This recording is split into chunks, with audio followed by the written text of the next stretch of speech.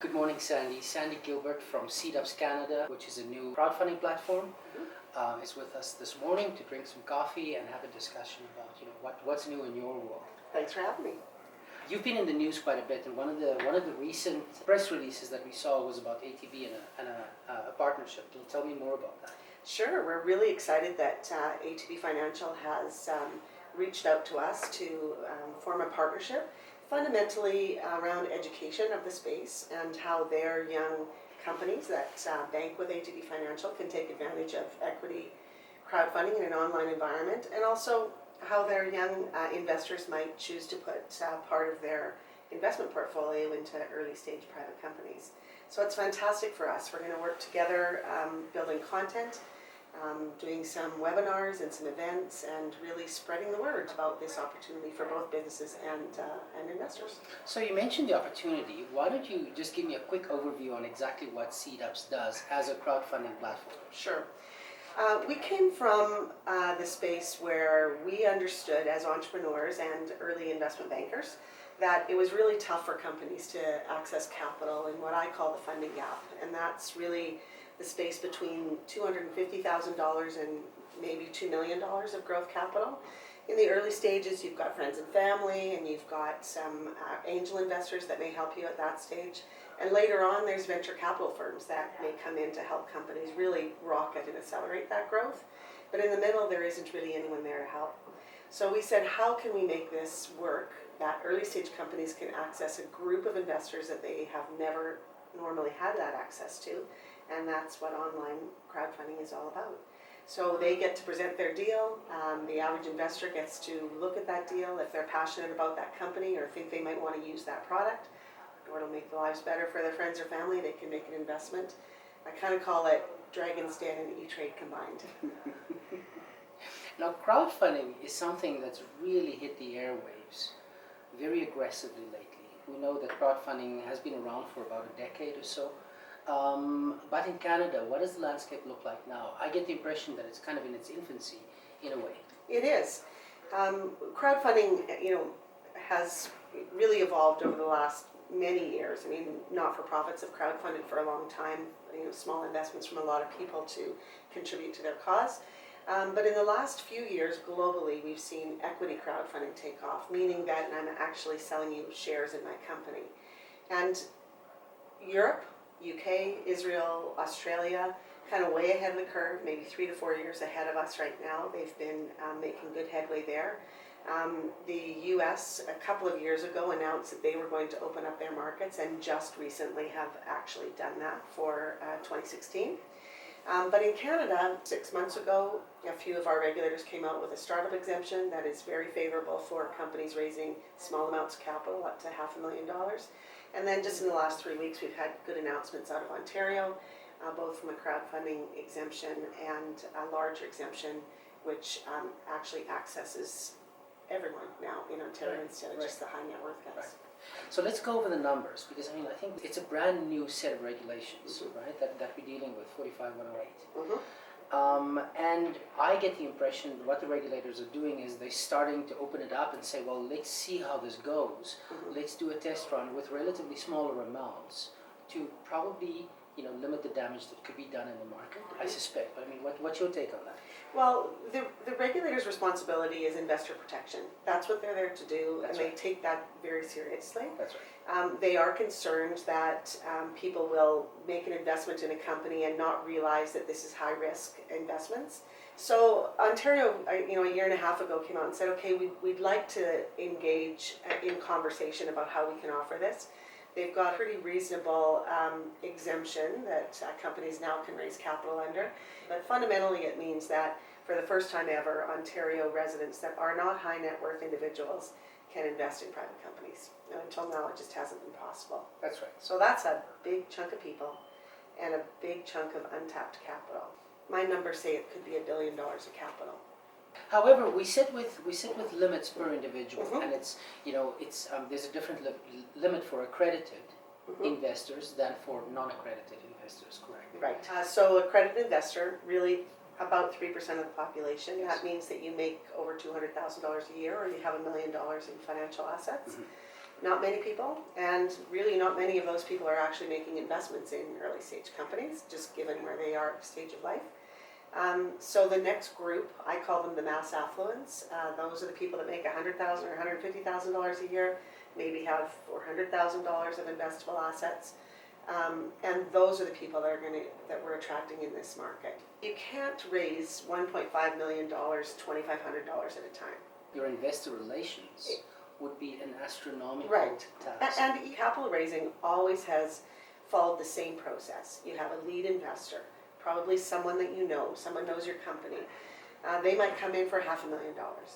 Then you reach out to other sophisticated investors that might write $100,000 checks or $50,000 checks. Mm-hmm. What the crowd does, it now rounds it out and says, I can get the rest of the capital that I need from the crowd. So they're follow-ons. They're backing up what other investors are already doing. That's the way it's going to work. You need to kind of use different exemptions in order to make that happen. Right. And also, help me if I'm wrong, but I get the impression that, the portion that you would raise through crowdfunding, knowing that you would raise smaller amounts from more people, you combine that as a PR and marketing, so Absolutely. that those people become your cheerleaders. They're the people who really believe in your product. Yeah. Right. I talked about WestJet the other day, and for Calgarians in particular, we all saw WestJet grow up on the average investor, and we were all owners of WestJet, and we were all proud that we were owners of WestJet. We advocated for WestJet because it was ours and we owned it and it was from here. That's the type of crowd that you're going to be able to attract. Now in the private markets, obviously WestJet did that in the public markets, but it's just the same in the private markets. So the research that we've done with crowdfunding says that if you're going to go to the crowd, you must make sure that you have your online marketing ready to do that as the campaign, right? At the same time that you're raising the money. Right. Right. Raising capital has always been about marketing. Talk to any investment banker. It's all about how you can get in front of the right people at the right time. Some of the regulations are, there is some conflicting language that would say you can't promote your deal. What they mean is you can't be out there telling the details of your deal. You can be directing people to the platform so that they can come and see your video and the pitch deck that you prepared and go into your deal room and see your documents. So it is really all about getting out to your network, encouraging them to get to the platform, see the deal, register, comment, start a conversation in the discussion rooms, get the noise happening, and get interest in your deal. Mm-hmm. Now on that topic, let's quickly talk about who are allowed to promote the securities, because with crowdfunding, especially with equity crowdfunding, we're really talking about securities that are being put up for sale, and those restrictions still apply, right? Yes. Fundamentally, there will be exempt market dealers that will be able to offer these exemptions on their platforms, and exempt market dealers are regulated in the industry. They actually have an obligation to know the investor, to actually pass suitability on that investment for that investor, and all of those compliance obligations that they take seriously. So SeedUps is operated through an exempt market dealer. So all of the investors that come to our platform fill out a client application, they go through the compliance process, and because of that, the exempt market dealer can promote the deal on the platform. So he can really talk about it. He's hired to do that. He's been engaged to actually market these securities on behalf of the company, so that can happen. So in your instance, SeedUps, with all of the offerings, these transactions are vetted. Right. They're approved. Absolutely. Before you go live with it. Right. Since we've launched, we've had it's really upwards of 500 companies that have applied for capital on the platform. And a lot of them come and say, wow, like I want to put my thing up tomorrow. And I'm going, well, no, you actually can't do that. So it's not Kickstarter, it's not Indiegogo. We have an obligation through the exempt market dealer, obviously, to do what is called Know Your Product, but we also want our platform to have good quality deals available for investors, and that's important to us as well. So our roles really work that when a company comes to the platform, we do an initial vet of that company to determine if their corporate governance is in order and if they really are ready, I call it investor ready, to really present their deal. We gather all of that information in a secure data room, organize it, probably engage professionals like lawyers and accountants who may need to help document and draft the deal. We prepare all of that, present it then to the exempt market dealer, Waverly, and then go through the due diligence process, and he takes it from there. Once he accepts it, then the deal can go live on the platform. So it's fully vetted. We clearly do background checks and all of the things that you would do if you were making an investment in a company yourself. You have a number of players. You have the issuer or the company that wants to offer whatever the security is. Right. Then you also have the investors. And it seems like, we're dealing with very specific types of publics here. And let's get to issuers. If they're not investor ready and they're not polished, is there any hand-holding? Is there any boot camp? Do you send them away and say, come back when you're polished? Or how do you do that? Well, that's a great question. The reality is it's hard for us to handhold companies from step one because we don't have the bandwidth to do it. But that doesn't mean that we don't want to help. So we look, when that first vetting of the company gives us an idea of what they might need. We work closely with all of the government funding programs like IRAP and incubators and accelerators and angels and other business camps where people can get expertise if they need to. So we'll look at them and say, this is what you really need right now. Go there, see how you're making out, come back to us when you're at the stage where you're ready. Sometimes they might be a good candidate for Kickstarter or Indiegogo or a fundraiser, some of the reward platforms, because they've got a prototype of a product. Those platforms can give you great market validation. So I say go out there, see that you've got a market, raise some capital there, and then when you're ready to do an equity round, we'll help you get to that stage. Right.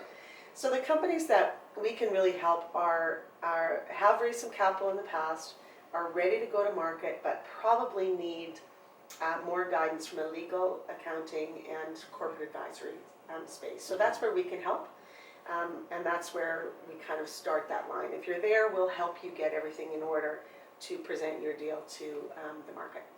And the thing that's important for us is that we understand that there are new rules that apply, right? The legal rules, but also just business rules and PR and media rules that apply there. So you need to be aware of that when you start venturing and helping people in that kind of environment. Then the investors. There are new regulations. There are caps on how much the investors can invest, etc. So do you have any thoughts on what kind of investors or experience what type of investors show up? So I do. I can go back to the very first investor that made an investment on the SeedUps platform, and she was interviewed by the Globe and Mail, and actually it's a very good article about why she would want to do what she did. And she said that she's got an investment portfolio, it's all with the bank. Generally she's saying that I don't really know what they're investing my money in. I get my statement and I see what it's doing, but I felt like I wanted to take a small part of my portfolio and invest in a company that I believed in. And that company that she invested in was called Jump On, which is we call the Uber of the skies. It takes idle jets and people book flights on it, and if enough people want to go, then it goes. If it doesn't, it doesn't. And it flies back and forth in Kelowna and different cities. You said, I love this company. This is fantastic. I'd really like to be part of it. So that's why she invested in the company. So who is the investor? The investor is somebody that just says, I want to take a small amount of my portfolio. And you know what? Most people would say that's 10 to 15% of your portfolio. Put most of it in what you're doing for your retirement and what you want to do for your family in the next 15 or 20 or 40 years of your life. But if you want to take a little bit of that money and put it toward a company that you believe in, that's the type of investor that would do this. And that you would want to closely follow, yes. Be involved, tell your people about, exactly. Things like that. Yeah. But at the same time, you're not risking the farm. Right. If you can't lose your money, you can't invest. Right on the platform, that question gets asked of you, and it says, "Can you lose your money?" And if you say you can't lose your money, you can't go. You shouldn't go there. Right. Tell us about some of the other transactions that have closed. We have had a variety of different companies on the platform. We had a movie called The Bad Mother, which was in the can, as they say in the movie industry, but they needed capital to actually get it finished and to distribute it. We were not successful in raising them the capital that they needed, and oddly we say that it's because it was around the accredited investor model only, and really we believe that movie would have attracted the average individual, and in Ontario until January, the average individual can't invest. So they are regrouping. They have raised the money they need. They had a great premiere at the Hamilton Film Festival a couple of weeks ago. And in January, they'll be back out under the new regulations to attract some investment from, you know, the actual demographic that they believe would invest in their film. I also get the impression that often crowdfunding is something with a story. There's something that people can Grab grasp onto and be proud of. Yeah, I mean, part of that initial vetting process that we do with the companies is to really say it's not for every company, just like a rewards platform isn't for every company. So we really want to look at the company and choose the ones that are going to have success. Makes a lot of sense. Let's go back to the Alberta Securities Commission is notably absent from Instrument 45108. And I know that you've been talking to the Securities Commission. We've put in a couple of calls as well, but you know, tell me what your experience has been there. So Alberta was, frankly, the first one out with a modified offering memorandum that allowed a company to raise capital up to $500,000 without audited financial statements. It's called the Blanket Order 45515. The investor limit on that is $2,000 per investor. So they rolled out with that and said, this is our solution, we believe, to early stage capital and relieving the obligation of audited financial statements. So that's been in the market for a couple of years. We've used it. Jump On has used that exemption. From a crowdfunding standpoint, they didn't want to limit it to crowdfunding. They wanted to say this is really for startup exemption, not only on a platform, but anybody that wants to raise capital. Whichever medium you would use to raise it. So in a sense, that's broader. Yeah, it is broader. Yeah. And so they came forth with what they call 45109, is out for comment today. And their investor limit on that is $5,000 per investor. It's $1 million. So quite bold. Yes, That's it quite is bold. quite a bold move. Yeah. I like it a lot. It is out for comment until December, and it will be somewhat harmonized with the other startup exemptions that are happening in the country. And this is where it all gets complicated. One jurisdiction's $1,500, one's $5,000, one's $2,500.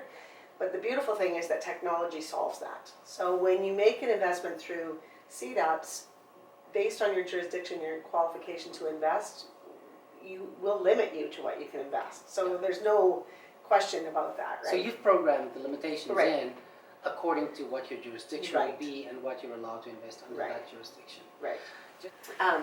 Yeah, so it's I think 2016 is going to be really exciting because we're really going to see the buy-in of the regulators. All the regulations will be in place. Everyone will know what the playing field looks like. And the banks seem to become very interested in this. They are as definitely, well. yeah. So there's a healthy level of institutional following and support that's starting to show up. And getting back to what you said, the partnership model, because part of this is crowdfunding, part of this would be other financing methods or funding methods, right? And now it makes sense. Yeah. That's probably what the banks might be looking at and say, well, if you have a certain level of traction with the crowd, yes, this is something we might look at, and we could throw in a portion of it or something like exactly. that. Right? Yeah. That makes sense. Sandy, if investors want to go register on the platform, to go look, see, and decide, where do they go? They go to www.seedups.ca. I wish you all the best, and I hope that you have a ton of deals and a ton of successful deals that's happening in 2016. Thanks, and I look forward to working with you, with lots of our early stage companies, and it takes a village, as they say, so a lot of us will be working to make this happen. I'm excited about this. Thanks. Thanks, Sandy. Great.